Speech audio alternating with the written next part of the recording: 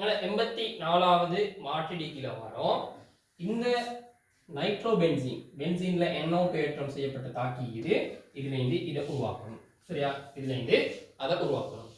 முதல்ல நாங்க யோசிப்போம் இந்த சேர்வை எப்படி வந்திக்கலாம் அப்படின்னு யோசிப்போம்.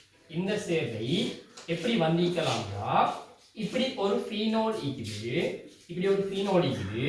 இந்த ஃபீனோலோட N2+Cl- ஒரு சேர்வையை நாங்க NaOH முன்னிலையில தாக்கமடைய வச்சு H+ போட்டா, அதாவது O- Na+ நாங்க இங்க வரும், அதுக்கு பதிலா நாங்க H+ போடுறோம்.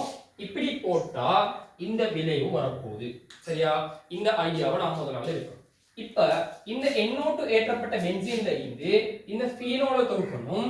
இதுல இருந்து N2+Cl- சொல்ற பென்சீன் டயோசோனியம் உப்பை நாம தொகுக்கணும். முதலாவது இந்த NO2-வை நாங்க எனிலீனாக மாற்றிக் கொள்வோம். சரியா? எனிலீனா மாத்தினால இந்த ஃபீனோலை எங்களுக்கு N2+ தொகுத்து கொள்ளலாம். சோ நாம இதை எனிலீனாக மாற்றிக் கொள்வோம். அதுக்கு நம்ம என்ன யூஸ் பண்ணுவோம்னா Sn செறிந்த HCl NaOH யூஸ் பண்ணுவோம். இது யூஸ் பண்ணா இந்த NO2 தொகுதி NH2 தொகுதியா மாறப்போகுது. சரியா? இப்ப நாம இந்த NH2-வை ஃபீனோலா மாத்துறதுக்கு ஒரே ஒரு சோதனை பொருள் யூஸ் பண்ணுவோம். NaNO2 HCl மட்டும் டைரக்டா யூஸ் பண்ணா இது ஃபீனோலா மாறப்போகுது. இந்த எனிலீனுக்கு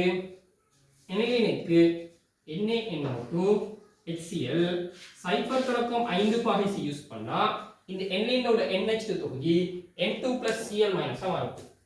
எனிலீனோட NH2 தொகுதி N2+Cl- மாறப்போகுது. இதுல எந்த வெப்பநிலையுமே போடாம, அதாவது இந்த வெப்பநிலைக்கு அதிகமா நாம யூஸ் பண்ணா இது ஃபீனோலா மாறப்போகுது. சரியா? இதான் எங்கட மாற்றீடு. இதுல NaNO2 HCl-க்கு பதிலாக நாங்க HNO2 யூஸ் பண்ணிக்கொள்ளலாம். இதுலயுமே HNO2 சைபர் தொடக்கம் 5 பாகை நாங்க யூஸ் பண்ணிக்கொள்ளலாம். இதான் எங்கட 84வது மாற்றீடு.